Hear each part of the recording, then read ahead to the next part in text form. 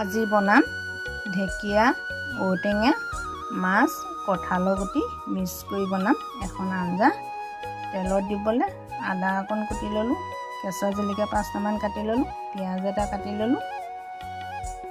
তেল আগতে দিয়া হ'ল। এতিয়া তেলতে অকণমান হালধি দি দিম। মাছখিনি ভাজি ল'বলৈ হালধিকণ দিলে মাছকেইপিচ লাগি নধৰে।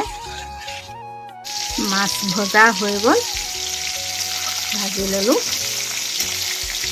মাছখিনি কাঢ়ি ল'লোঁ, তাতে অকণমান তেল দি দিলোঁ। তেল গৰম হৈ গ'ল, এতিয়া দি দিম পিঁয়াজখিনি, জলকীয়া দি দিছোঁ, আদা অকণমান দি দিছোঁ।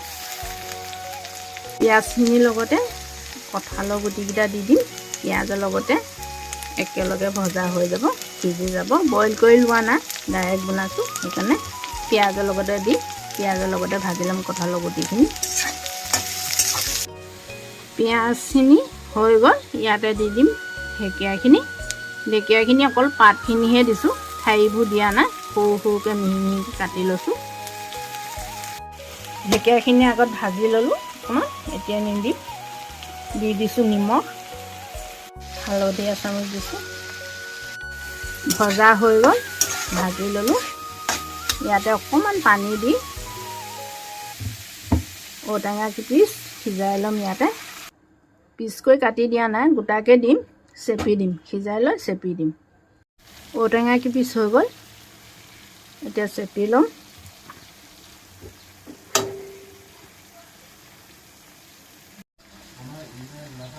চেপি হৈ গ'ল, জাবৰখিনি দিয়া নাই, ৰসখিনিয়ে দিছোঁ। জাবৰখিনি পেলাই দিম।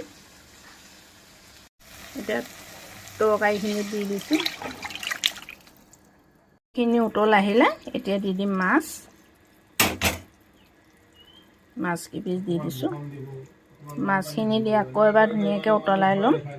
তৰকাৰীখিনি ৰেডি হৈ গ'ল। ৰেচিপিটো কেনেকুৱা লাগিলে জনাব। চেনেলটো ফ'ল' কৰি দিব, লাইক কমেণ্ট কৰিব। আজি ভিডিঅ'টো ইমানতে সামৰিলোঁ। কাইলৈ আকৌ লগ পাম। বাই।